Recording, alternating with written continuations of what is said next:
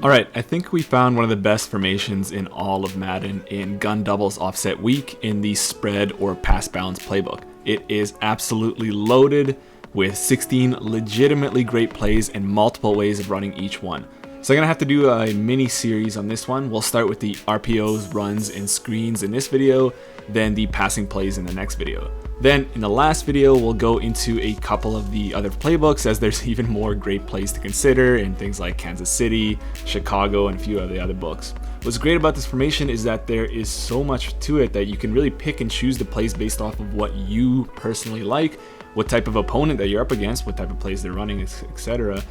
Or the personnel you currently have. So you don't have to have certain abilities to make this all tick. You don't have to run one or two certain plays. It's really up to you and how you want to maximize its potential to work best for you. And it has a lot that you can choose from. The overall identity of this offense is spread to run to spread. So what that actually means is that we want to take advantage of the great run mechanics in Madden 20, but in a set that people aren't really used to defending all that much. If you come out, in I formation, strong I, single back, something like that, you're going to get your opponent's best all-out run defense because they know that you don't really have many great passing concepts out of it. With this spread formation, we're creating more space for ourselves in the running game, so with a lighter box, and as soon as the defense tries to tighten up inside against the run, we're going to hit them to the perimeter with quick screens and big passing plays. So it's really a simple if-then offense that honestly just can't be defended without a lot of luck. Believe me when I say I'm really only not scoring when I fumble the ball. So let's stop rambling and let's get started into the RPOs, runs, and screens out of this awesome formation. So there's actually quite a few really good RPOs, runs, and screens in this formation. So unfortunately, this video is going to be long in general. So maybe open up practice mode yourself, grab a coffee or a beer or something, but I won't be able to go into too much depth into each one because this is already going to be a pretty long video. So we're going to start with the read Rpo bubble right here, and I'm only going to show it just against a nickel normal quarters look, but a lot of this really just applies to anything they'll throw at you, whether it's man coverage, cover 2, cover 3, whatever. I think this is just kind of a balanced look that I can show you guys, and then we can work off that into some of the other more popular formations. So really what you're doing here, and I made a whole video on the RPO read type plays and how we can kind of bug out the defense on it. But right here, we're actually just going to be running it a little bit more legit. So we're going to read the first guy, which is the guy with the R above his head, and then we're going to read the second guy, which is the guy with the P above his head, the way that it's kind of supposed to be run. So this formation is really going to be a nightmare to defend. It can be defended in certain ways, but your opponent really has to get out of what they like to do in order to do that, and that's just going to open up everything else. So really, we want to be able to run the ball. We want to be able to run it, between the tackles because we have 6 blockers, our 5 offensive linemen plus our tight end, usually against 6 men in the box, the 4D line, and then the 2 linebackers, or 3D line and three linebackers in there. So we want to be able to run it through there. If you have like a human joystick or something like that, it's going to be really, really easy for you. But again, once they start to tighten up, we'll be able to hit it to the perimeter. So in this case, we'll try to get this guy to react the way we want. But usually what will happen is the end guy that we're reading with the R above his head will come after the running back, and we'll pull it with our quarterback, and usually the pitch defender will come after the quarterback and we'll throw it to the bubble. So just like this, and we have so much space here. If we have like evasive and human joystick, we can usually make one of those guys miss. If you have a blocker, it makes things much, much easier. Now, if the end guy is staying a little bit safer against the quarterback, well, then we have 6 blockers against 5, essentially. So we're going to get a nice double team somewhere, or one of those guys is going to work to the 3rd level. And we just have a lot of room to work with right here. And what's nice about this, and we'll get into the replay here, so similar to why those stretch looky RPO things are so good out of like your strong wing and your I wing, is that it kind of bugs out the run fitters. So even though it's clearly a run play, in this case we're handing it off in the middle, or the stretch alert looky, we're handing it off outside. The cover 4 safeties, and whatever cover 4 it is, cover 4 drop, cover 4 match, any of the formations, they are usually, you know, aggressive run fitters, but in this case, they hesitate a little bit. So both of these guys, they kind of come down, come back up. They don't really know what they're doing. So why this ends up being like an inside zone, but it's better in so many ways because, first of all, if they're over aggressive, we can just throw the quick screen to the outside or take it with the quarterback. Or if they're safe, well, we've taken one guy out of the run fit with our read, plus the safeties aren't aggressive run fitters. So we have a lot of room to run, as you see here. So we took in the end out of the play. You know, one of those, you know, we're working our double teams and going to the next level, and we just have so much more room to run here. So again, why I like this better than your heavy run formations is that it's just so much, you just have so much more room to run. And then if they're trying to clog those lanes, we have room to hit them through the perimeter. And then if you have a quick quarterback, which, you know, pretty much almost everybody has, like a escape artist quarterback, something like that. If they are, you know, if the end guy is going after the running back and they're pass committing so that you can't hit that bubble there, well, then usually you can, you know, scamper that up here for, you know, a huge gain. So this takes, you know, a little bit of time to get used to because there are quite a few reads here. But if you can, you know, take it to practice mode a little bit, work those, you know, first level read and then second level read, it really becomes a pretty simple triple option play. And one more thing I want to say about this when you get a read for the quarterback, what I will do is that after I see the read defender go after the running back, I'll go to the second level guy, and only once he commits, then I'll either throw it or take off with the quarterback. So what that means is that I'm really looking for that pitch defender to commit. If I see him going hard at me, then I'll throw the bubble there. If I see him staying in a zone, then I'll take off and sprint. So I'll be a little bit patient before I start to sprint. And I'll also hit the left trigger button because then I don't get some weird stuck in the mud animations, so he's able to take off really quickly. So really fantastic play, and it gets even better against, say, these 3-4 odd formations that are, you know, people's usual run defense, because again, we are trying to run the ball here, so we're going to get a lot of people's best run defense, which is usually at a 3-4 odd. And what's good about 3-4 odd is that the flat defense, so say at a cover 4, the flat defender is also the overhang defender or the read defender. So what happens here is that we can hit this bubble no matter what.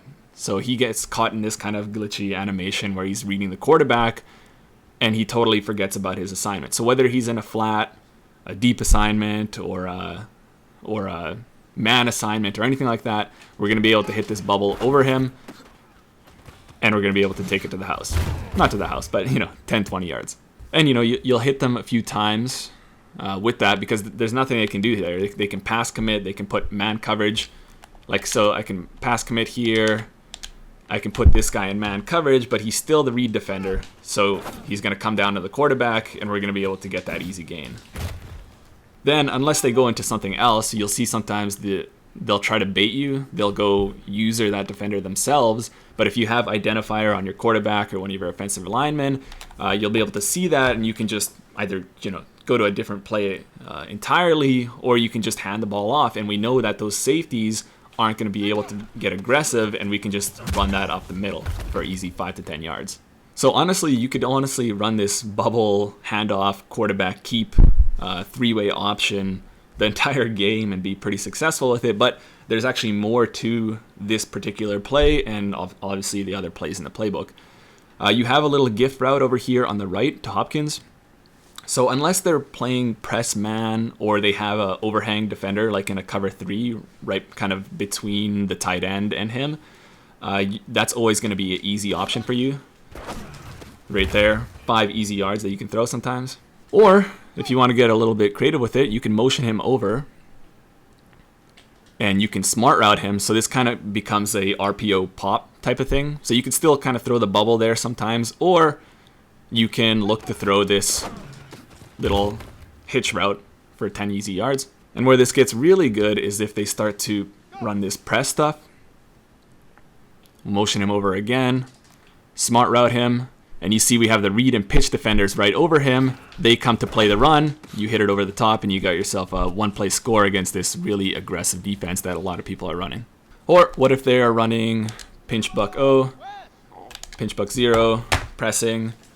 Because actually, evidently, a lot of people, once they see that their zone coverages aren't working against this stuff, a lot of times they come to man coverage, and usually that's cover 0. So they'll try to blitz you like crazy so that they can stop the run, and then they'll have the man defenders covering the RPOs.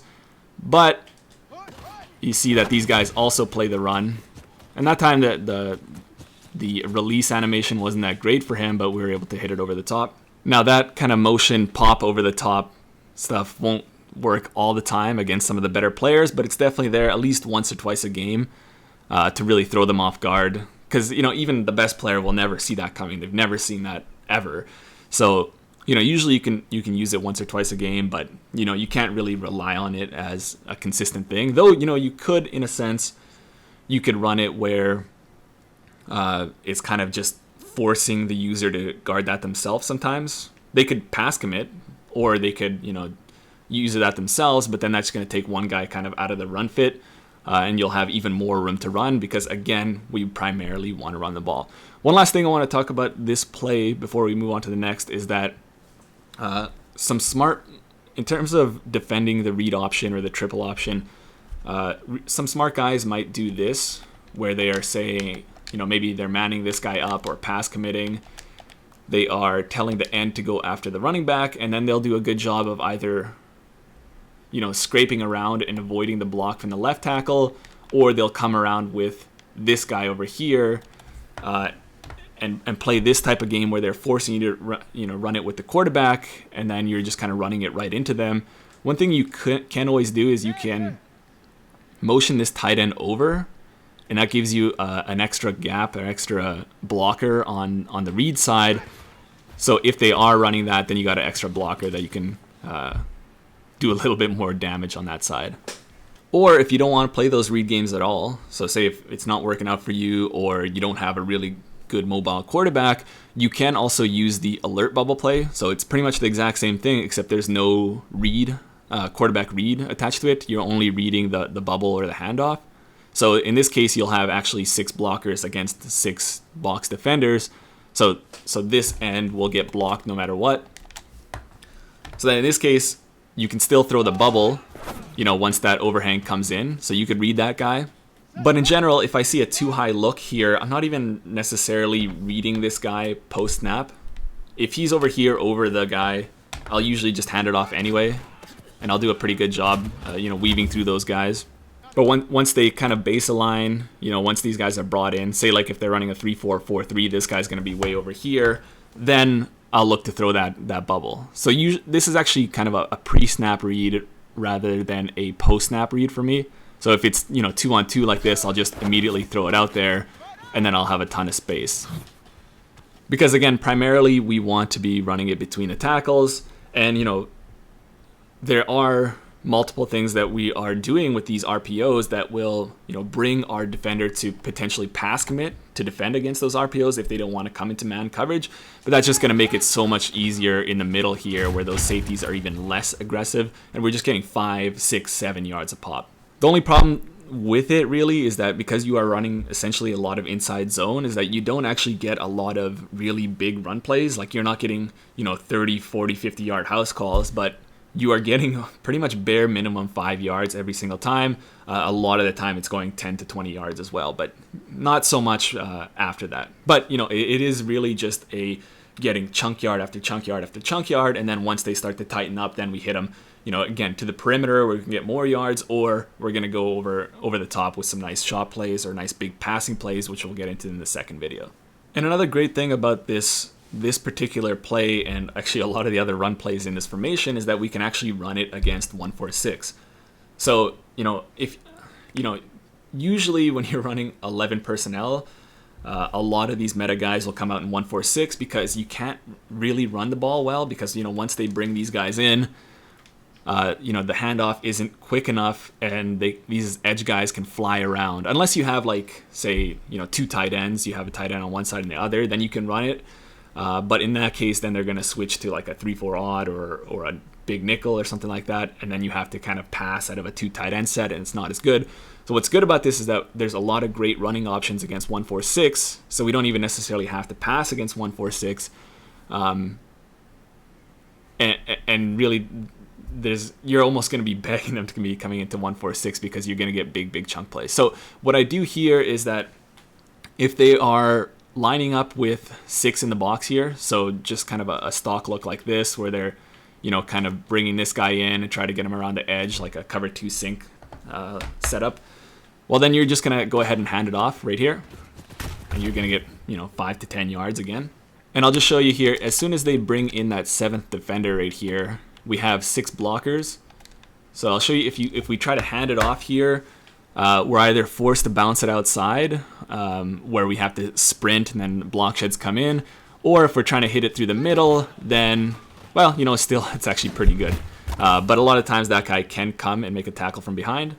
So, what I'll usually do is if this guy comes in, although I just showed you there, you can probably just hand it off anyway. I'll just hit it to the perimeter right here. We'll get a block on the edge, and if this guy doesn't have Enforcer, we can try to make him miss. If he has Enforcer, like a star under, I'll usually just go out of bounds. So already a few options there. If they are doing something like this, where they're bringing this guy in, and they are bringing in an 8th defender with their user, so they're kind of hovering around here so that you can't really throw the bubble because the user's super quick. You can track that down. Or if it's a handoff, they'll come in and add that 8th defender against your 6 blockers. So it's really kind of difficult there. So then you can actually bring back the read RPO. So again, pretty much the same thing, except you're reading that edge guy, you're not blocking him, so that you can gain an extra man there. So in this case, what I would do is, so say if he's optioning the quarterback right here, well then you have an extra man in the block game, and then you can just run that up the middle. Or, and this is really difficult to simulate here with 2 hands and 2 controllers, but say they're doing this, and say they go after the bubble guy right here, and they set the edge guy to go after the running back, well then we can just go ahead and take that with our quarterback. See, I got that weird animation there.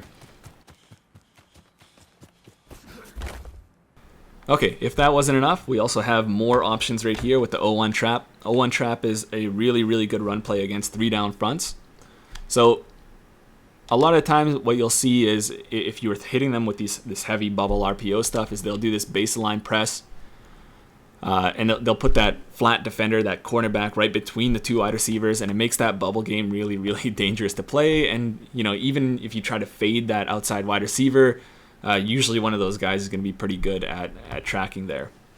So if we want to simplify a little bit and just run a straight up run against this, 0-1 trap is a really good call. Not only because we're going to have some good blocking options with it, but if you noticed with some of those runs with the inside zone RPO, is that this nose tackle, if he has some of those abilities like the inside stuff or the run stuffer, run stopper abilities, he does a good job if he's one-on-one with that center. Sometimes he can break into the backfield, and even though there's no second level of defense to this, it's sometimes really difficult to run against those guys. But with the 0-1 trap, he actually doesn't get activated, which is really nice. And you'll see this guy will get trapped, and we just go weave our way through here, and usually we're going to get a big 20-30 yard gain with this. And if they go ahead and bring a 7th guy in, so we have 6 blockers against 7, and the 0-1 trap animation is actually a little bit slower, so usually you can't really get this handoff in time because that edge defender, this edge blitzer right here, is going to be able to make a play in the backfield. But because your slot guy is off the ball, you can motion snap him, so you can add a 7th blocker. So right here, you snap him right when he gets above that, and you can find this little crease right here, again, for a nice big gain because there's no second level. And there are even more options. So we also have this RPO peak play with the outside zone attached to it. So outside zone from shotgun is actually a really good option against 1-4-6 because you have this nice kind of lateral handoff animation, so you're able to get outside a little bit quicker, so you don't have to go inside and bounce. So that'll get you, you'll be able to essentially run away from that 7th defender, and you don't have to block 7 against this. But you do also have options if they're trying to send 7. So right here, you know, they're trying to send everybody. They got an 8th guy here trying to stop the run, but then you have this backside slant right here, and then if you have, you know, somebody pretty quick here, you could take that to the house. And then again, you can still actually hand this off even with 7 guys in the box here. Say if they're bringing 7 here and they're using the safety here to watch out against that slant. Say they're keying over here. Well, you can actually throw that, you know, you can hand off for that outside zone, run away from that guy, and you'll get a ton of space over here. So just so many options on running against 146 that really it's almost difficult to choose from. You got your, you know, your regular alert bubble. You can run that multiple ways. You can add in the read bubble. You can do the 0-1 trap, and you can do this RPO zone peak. They're all really, really good options that you can kind of cycle between to keep your opponent guessing. But also if one is kind of shut down by whatever adjustments they're doing, you can always go to the next one. So you have 4 really, really viable options that all have kind of a few different ways of running it here. One thing I should say is that this is an RPO, so one of those 2nd level guys actually isn't going to be blocked. So in this case, you see the P above the linebacker's head right here. So in this case, he actually won't be blocked, and usually he'll just come through. So you got to make sure that you check this, because he's going to be able to come through and make a play against you right there. So that's something to definitely watch out for. But the weird thing is that sometimes he doesn't have the P above his head, and sometimes he does in this formation. So in this case, he's got the M. Even if I ID'd somebody else, you'll see he doesn't have the P above his head, and he's actually going to get blocked. So that's something to watch out for if you're running against this. I don't know why it does it. I think sometimes the alignment of this kind of sugar blitz look, he's sometimes a little bit closer to the guard, in which case he isn't a 2nd level guy and he doesn't have that P above his head. Sometimes he's a little bit further and he does. But that's definitely something to watch out for. And then I think if they bring in these guys, it sometimes changes who that pitch guy is. But in this case, again, if you have 6 against 7, if you're confident that the user guy is pretty far away from the pitch, even if these guys are, you know, in zone coverage right here, like this guy's in a hook right here, you can pretty comfortably throw that slant. And then if they are with their user over here closer to the slant, you can comfortably throw that outside zone or hand off on that outside zone. So you got a few really nice options there. And sticking with the RPO zone peak, we actually have a few nice options against 3-4 odd, cover 4 drop. Again, same with the read. We have that nice gift route on the right here. And we can just go ahead and throw that right there for easy 5 to 6 yards. Even if they're running press right here and they're, say, pass commit, this flat defender is close enough to that tight end that he's actually going to get blocked. And so we can actually still throw this right here. It's a little bit tighter, but it's right there. I would watch out against cover 2, because against cover 2, he converts to this fade, and it really doesn't work out. And then same thing I was saying with, say, cover 3. Well, cover 3 against 3-4 odd, where again that flat defender is right up, head up on that tight end, he's going to get blocked and we can throw that. But if it was like a nickel or something where it's a safety coming down, then I wouldn't throw that. But it's actually also a terrific handoff against cover 4 drop, because if these linebackers are playing the pitch or playing the slant, playing the pass, they spread outside out of the box. And unless this guy gets a really good block shed, you're going to get a ton of space to work with. So right here, you see they spread out. And if we have human joystick, we can make that cut up further and get that easy 10 yards. And again, because it is an RPO, those safeties aren't as aggressive. Like I could, bring these guys right down here, and you'll see all this room in the box. If you want to throw some of the slant routes over here, what I would recommend is actually smart routing the little in on the outside. So you can actually throw this here if these overhangs, if they're not running like hard flats and cloud flats, where they'll just, disregard the slant and shoot out immediately to the outside. Well, you can throw this out here, and the corner doesn't really react, and you can get an easy pitch and catch for 10 yards. But even with clouds, if they're running cover 4 drop where that guy's a linebacker, you can still squeeze that in there. So these things are, unfortunately, and this goes back to that, I'm not going into too much detail with these plays just because of lack of time. These things change depending on the front depending on who's there, like if that's a safety or a cornerback rather than an outside linebacker. So these are still things that you want to kind of work yourself and get a feel of what things you can run when. But because that's an outside linebacker there, and he's still kind of, even if he's in a cloud, he engages a little bit with that slot guy, you can still go ahead and throw that right here. Or if they're base aligning, this makes it all even easier. Unless, maybe it's a base align cover 2, but you're going to have a lot of space there. And the last thing I want to say about this play is that it's a great play to run to close the game out, because I think it's still a good run play.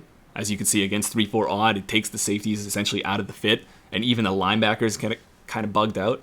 But what you can do is kind of at the end of the game, or even maybe in goal line, where you're expecting your opponent might be run committing. So say if I run commit right here, what I'll do is at the end of the game, if I'm trying to close it out, I'll come to this and I'll just smart route my little gift route over there, so that if they do run commit, I can just go ahead and throw that and get my touchdown. Or if I'm trying to preserve the clock, I'll just take a little dive. Okay, now on to the Rpo Orbit Bubble. So this is a really cool play where you have the wide receiver on the short side here, motion all the way behind the quarterback and across the formation, where the defender that's above him, whether he's in man or zone, doesn't actually travel. So then you actually get a 3-on-2 on the left, and you get 2 nice blocks, and you're able to just throw that orbit out there and take that upfield. So it's usually really, really nice. But what I actually find myself doing with this play is that I'm actually watching the inside user linebacker. And usually, at least the first couple times you run this, especially this is actually great play in the red zone or goal line, is that he'll actually track that orbit because he needs to be that third man. And then you just have an even lighter box to run that inside zone. So you have your 5 offensive linemen and your tight end against only 5 guys in the box, because again, this user is going out there. If he doesn't go out there, then I would throw that orbit. So right here, he stays in the box, then I can go ahead and throw that. And assuming we get a block, we should be able to get some more yardage. So I'll hesitate a bit against cover 4 and cover 3 to run this, and we'll get into that in a minute. But against cover 2 and say man coverage, like cover 2 man, it's a really good option here. Again, so I'm just watching this guy. Maybe he pushes with the orbit right here, and then I just have a much lighter box to work with right there.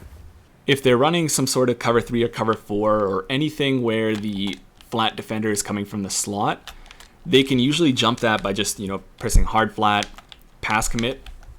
So say if we ran this just the way that I explained it already, say if this linebacker is staying in the middle, staying in the box right here, then if we throw this orbit, we run the risk of this guy coming down and making a tackle for a loss or picking that ball off.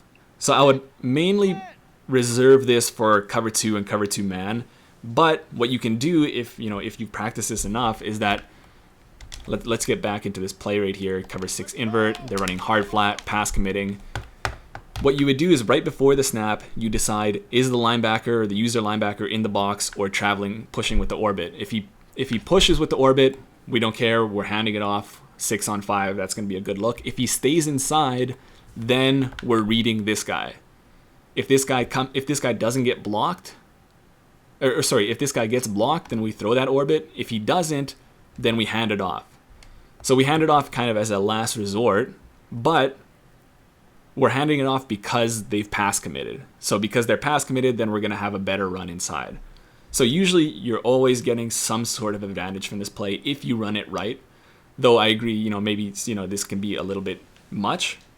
But so in this case, the user is still in the box. They're pass committing, so I can't throw that. But you see that linebacker shoots way back, and we just have a lot more room to work with.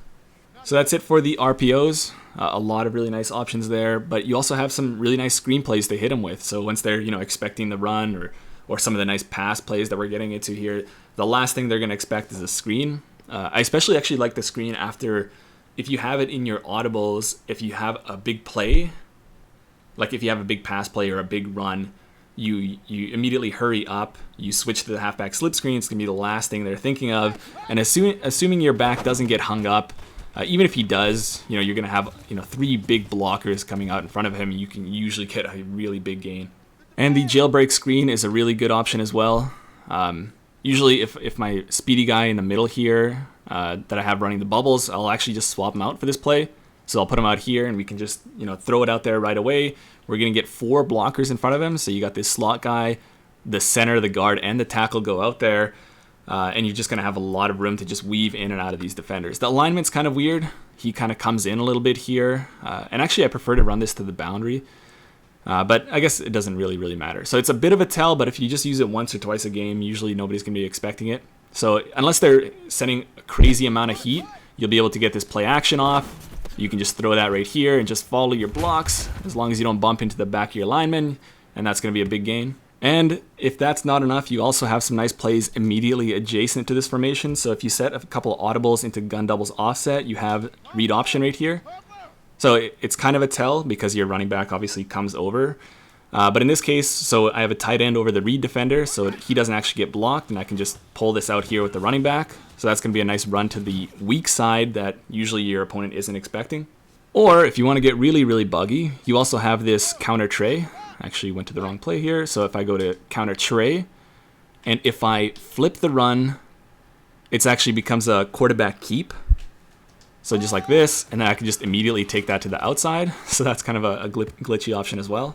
You just have to be kind of careful there, because if you immediately try to sprint, he gets this weird stuck in the sand animation, and then you're just, dead in the water. So you just kind of have to hold off on any buttons until he starts running, and then you can take off. This has kind of been a glitch in the game for a few years now, but it's definitely something you can use. You can run around these guys, you get nice blocks on the edges, you can just take that outside. And then on the other side, you have normal Y off, where you have a couple nice options. Midline read option is really good. So if they are, usually the defensive tackle that you're reading is going to go after the running back. I just want to guarantee that here. And you're going to have a big lane right here in the middle to take that with your quarterback. You just got to slide if you're ever near any defenders. And the very last thing is you also have a jet touch pass than this normal Y off. It's definitely something that you can tell because these guys come in. So the formation changes a little bit, but if you're just running this once or twice a game, it's usually something that's going to be nice for you. So that's it for the RPOs, runs, screens, and all that stuff. I know it's a lot to consider, but primarily this is going to be a running formation. So we want to have a lot of different options depending on the fronts and coverages and different adjustments that our opponents are doing, so that no matter what, we always have the best running options, and I think a lot of them are really good, as you can see. This is going to tie in really well with the passing plays that are going to come out in the next video, hopefully not too long from now, because there's going to be a lot of ways that we can hit them with quick passes, intermediate passes, and a lot of shot plays as well. Okay, so that's it for this one, guys. Thank you for sticking it out to the end. I know it's a long video, and I'll see you guys in the next one.